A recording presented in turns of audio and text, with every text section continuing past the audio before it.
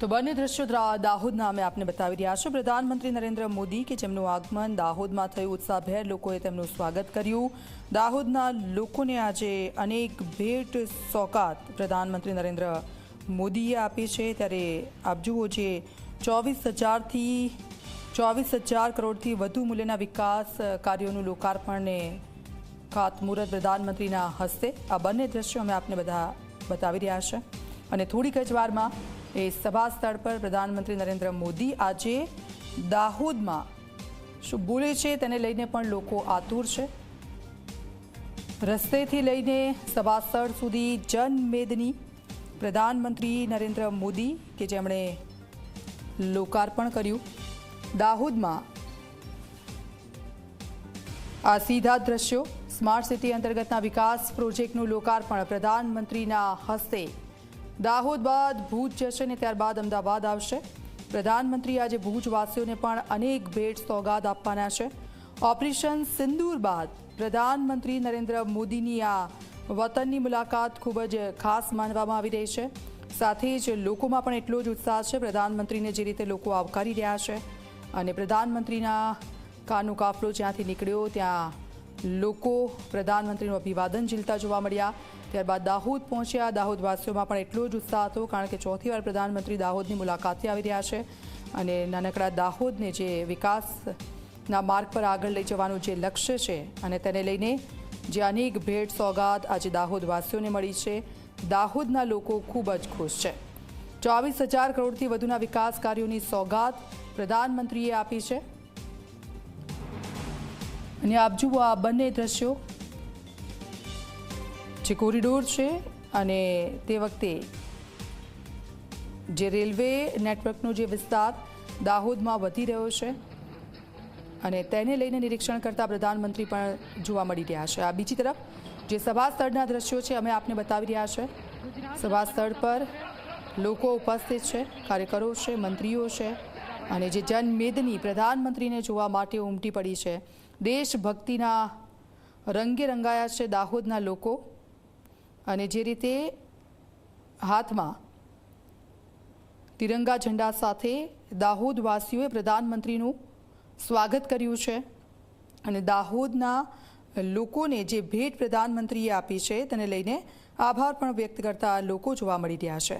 થોડીક જ વારમાં પ્રધાનમંત્રી નરેન્દ્ર મોદી આજે દાહોદવાસીઓ અને દાહોદમાંથી શું સંદેશો આપે છે તેના પર સૌ કોઈની નજર છે, આતુર છે પ્રધાનમંત્રીને સાંભળવા માટે લોકો। ત્યારે હાલ તો આ દ્રશ્યો સભા સ્થળ ખાતેના છે અને પ્રધાનમંત્રી અભિવાદન ઝીલી રહ્યા છે તમામ લોકોનું। ઓપરેશન સિંધુની સફળતા અને સેનાએ જે ઉત્તમ કામગીરી કરી, સેનાએ જે જોશ સાથે પાકિસ્તાનને ધૂળ ચટાડી અને ત્યારબાદ પ્રધાનમંત્રીનું આગમન પોતાના વતનમાં ખૂબ જ ખાસ। અને આ બધાની વચ્ચે વડોદરા, દાહોદ, ભુજ અને અમદાવાદ આ 4 અલગ અલગ જગ્યાઓ પર પ્રધાનમંત્રીના કાર્યક્રમો રહેશે। દાહોદવાસીઓ ખૂબ ખુશ છે આજે, કારણ કે દાહોદને વિકાસના પથ પર આગળ લઈ જવા માટે જે અનેક ખાતમુહૂર્તના લોકાર્પણની ભેટ પ્રધાનમંત્રીએ દાહોદવાસીઓને આપી છે તેનાથી ખુશાલ દાહોદવાસીઓ। આપ જો રેલવેના કુલ 23,692 કરોડના કામોનું લોકાર્પણ કરવામાં આવ્યું છે અને દાહોદમાંથી 9,000 એચપીનું પ્રથમ લોકોમોટિવ એન્જિન દેશને સમર્પિત કર્યું છે પ્રધાનમંત્રીએ। આ ખૂબ મોટી વાત કહેવાય નાનકડા દાહોદ માટે કે દાહોદથી 9,000 એચપીનું પ્રથમ લોકોમોટિવ એન્જિન દેશને સમર્પિત કરવામાં આવ્યું છે અને દાહોદના લોકોની ખુશી બમણી થઈ ગઈ છે। અને આની સાથે જ અલગ અલગ કાર્યક્રમો પણ રહેવાના છે। આપ જો આદિવાસી મ્યુઝિયમની પણ મુલાકાત લેવાના છે પ્રધાનમંત્રી। સ્માર્ટ લાઇબ્રેરી છે તે પણ દાહોદના લોકોને મળવાની છે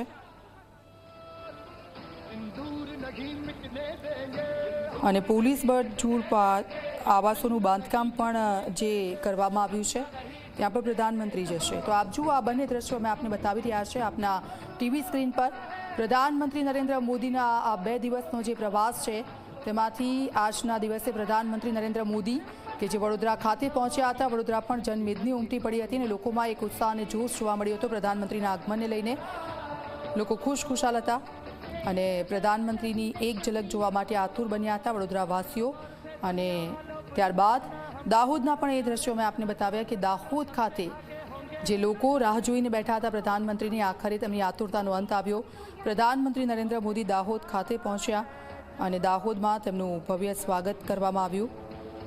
અને દાહોદના લોકોને આજે વિકાસની અનેક ભેટો મળી છે, તેમાંથી ખાસ કરીને જો 9000 એચપીનું જે પ્રથમ લોકોમોટિવ એન્જિન છે એ દેશને સમર્પિત કરવામાં આવ્યું છે।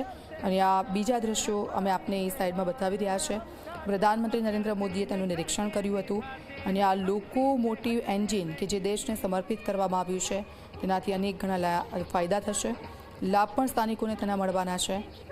ત્યારે અનેક મોટી ભેટો જે વિકાસના કાર્યોની ભેટ તમામ લોકોને મળી રહી છે તેના આ દ્રશ્યો। બીજી તરફ સભા સ્થળ પર જનમેદની ઉમટી પડી છે અને લોકો પ્રધાનમંત્રીના આવવાની રાહ જોઈ રહ્યા હતા। પ્રધાનમંત્રી સભા સ્થળ પર પહોંચી ચૂક્યા છે, પોલીસનો ચુસ્ત બંદોબસ્ત અને તેની સાથે પ્રધાનમંત્રી નરેન્દ્ર મોદી તમામ લોકોનું અભિવાદન ઝીલતા જોવા મળી રહ્યા છે। દાહોદ સભા સ્થળથી આ સીધા દ્રશ્યો। દાહોદમાં રંગારંગ કાર્યક્રમો પણ અલગ અલગ જગ્યાઓ પર જે સ્ટેજ છે તે બાંધવામાં આવ્યા છે અને આ બધાની વચ્ચે પ્રધાનમંત્રી જ્યારે ત્યાંથી પસાર થઈ રહ્યા છે ત્યારે એક સાથે લોકો ઊભા થઈ ગયા હતા અને પ્રધાનમંત્રી નરેન્દ્ર મોદીના નામના નારા સાથે સાથે વંદે માતરમ, ભારત માતા કી જયના નારા પણ ત્યાં લાગતા જોવા મળ્યા।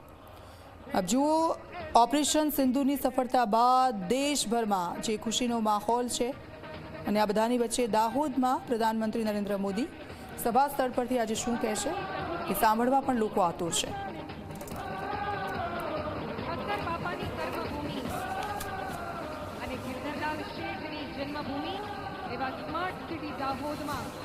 સીધા જઈશ તો મારા સંવાદદાતા હિતલ પારેખ અમારી સાથે ફોનલાઈન પર જોડાઈ ગયા છે। હિતલ, ઓપરેશન સિંદૂરની સફળતા અને ત્યારબાદ પ્રધાનમંત્રી નરેન્દ્ર મોદીનું અહીંયા વતનમાં આવવું, તમામ લોકોને ભેટ સોગાદ દાહોદ અને ભુજને, આજે કેટલો ખુશીનો દિવસ છે દાહોદ અને ભુજ અને તમામ લોકો માટે?